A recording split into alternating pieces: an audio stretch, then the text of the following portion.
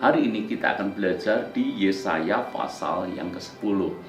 Ini adalah sebuah kisah yang menarik tentang Asyur. Saya ingin menceritakan sedikit latar belakang daripada ayat-ayat yang hendak kita baca. Seperti yang sudah saya singgung beberapa hari sebelumnya, kita mengerti bahwa bangsa Israel jatuh di dalam dosa, memberontak kepada Tuhan, menyembah ilah-ilah asing. Celakanya lagi, bangsa Israel tidak bertobat. Oleh karena itu, Tuhan menghukum bangsa Israel. Tuhan menghajar, mendisiplin bangsa Israel. Maka sebagaimana seorang bapak, dia memukul anaknya dengan tongkat, atau mungkin mencambuk anaknya supaya ingat. Yang menjadi pertanyaan adalah, cambuknya itu dari apa? Atau siapa yang dipakai menjadi cambuk untuk mengingatkan Israel? Siapa yang dipakai untuk menjadi tongkat memukul Israel sehingga Israel akhirnya bertobat? Ada alat yang dipakai oleh Tuhan, yaitu cambuk maupun tongkat. Dalam hal ini yang dipakai Tuhan menjadi cambuk untuk mengingatkan Israel dan dipakai tongkat untuk memukul Israel supaya kembali kepada Tuhan, itu adalah bangsa Asyur. Jadi rupanya Tuhan pakai bangsa Asyur untuk menyerang bangsa Israel atau bangsa Yehuda. Dan ketika mereka semuanya kalah, bangsa Asyur mengalami kemenangan yang besar. Celakanya, bangsa Asyur merasa sombong. Dia merasa bahwa dirinya adalah bangsa yang kuat, bangsa yang besar, dan bangsa yang hebat, sehingga bisa mengalahkan Israel maupun Yehuda. Kalau kita membaca ayat yang ke-7, kita coba akan baca ya, atau kita baca ayat yang ke-5 supaya Anda tahu urutannya. Celakalah Asyur yang menjadi cambuk murkaku. Ingat, Asyur dipakai Tuhan menjadi cambuk murka Tuhan, dan yang menjadi tongkat amarahku. Aku akan menyuruhnya terhadap bangsa yang murtad. Maksudnya adalah menyuruh kepada bangsa Israel. Dan aku akan memerintahkannya melawan umat sasaran murkaku, untuk melakukan perampasan dan penjarahan, dan untuk menginjak-injak mereka seperti lumpur di jalan. Jadi Tuhan pakai bangsa Asyur sebagai cambuk maupun tongkat untuk memukul Israel supaya Israel ingat, sadar, dan bertobat. Namun rupanya inilah respon Asyur.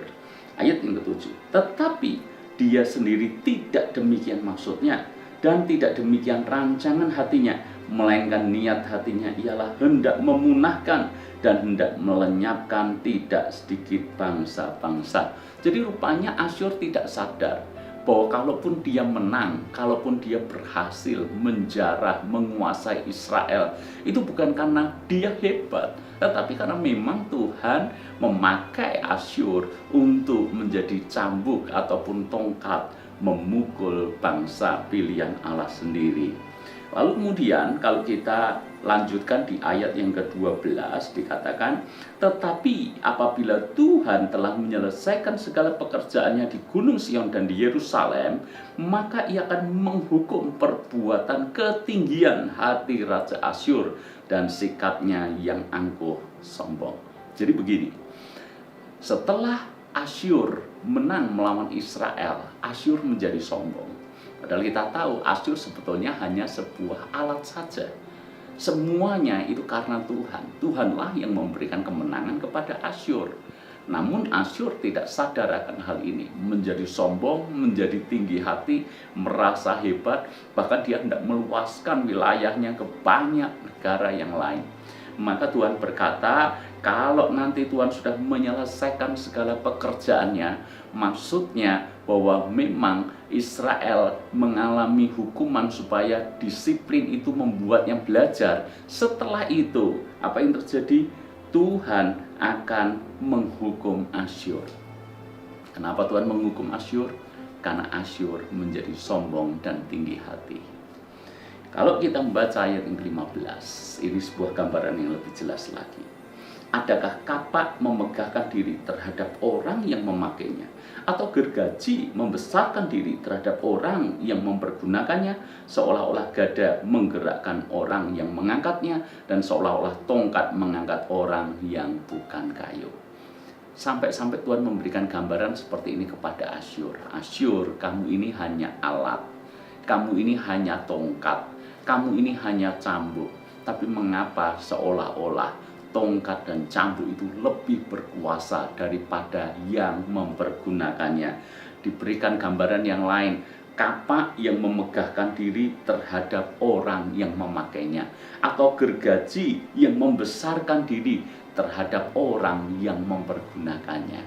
Padahal kita tahu yang namanya kapak, yang namanya gergaji, yang namanya tongkat itu hanya alat. Yang lebih penting adalah siapa yang mempergunakannya. Sungguh tidak pantas kalau alat menyombongkan dirinya seolah-olah dia bisa melakukan semuanya sendiri tanpa orang yang mempergunakannya. Ini merupakan sebuah teguran Tuhan kepada bangsa yang sombong. Bagaimana dengan hidup kita yang tinggal di zaman sekarang atau di zaman modern ini? Hati-hati dengan kesombongan. Karena hal yang sama bisa menimpa kita seperti halnya yang menimpa Asyur. Jangan sampai ketika Tuhan memberkati kita, kita sombong, kita merasa kekuatan kita sendiri bisa melakukannya. Karena saya pintar, karena saya kreatif, karena saya bekerja dengan keras, karena saya punya koneksi yang luas. Apapun membuat kita sombong. Hati-hati, kalau kita berprestasi, kalau kita punya pencapaian-pencapaian tertentu yang luar biasa, ingatlah bagaimanapun juga kita ini hanya alat untuk memuliakan Tuhan, alat supaya nama Tuhan semakin ditinggikan dan dibesarkan karena kita, karena prestasi kita, karena kesuksesan kita.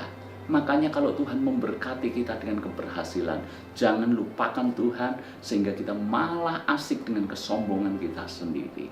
Dan itu melukai hati Tuhan. Dan kesombongan akan selalu berakhir dengan kehancuran. Bukankah Tuhan sangat membenci kesombongan?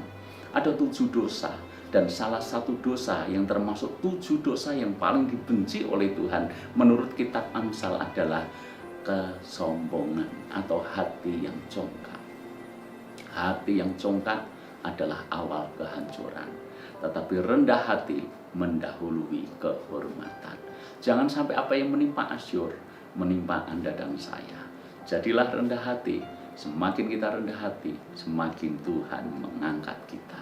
Tuhan berkati.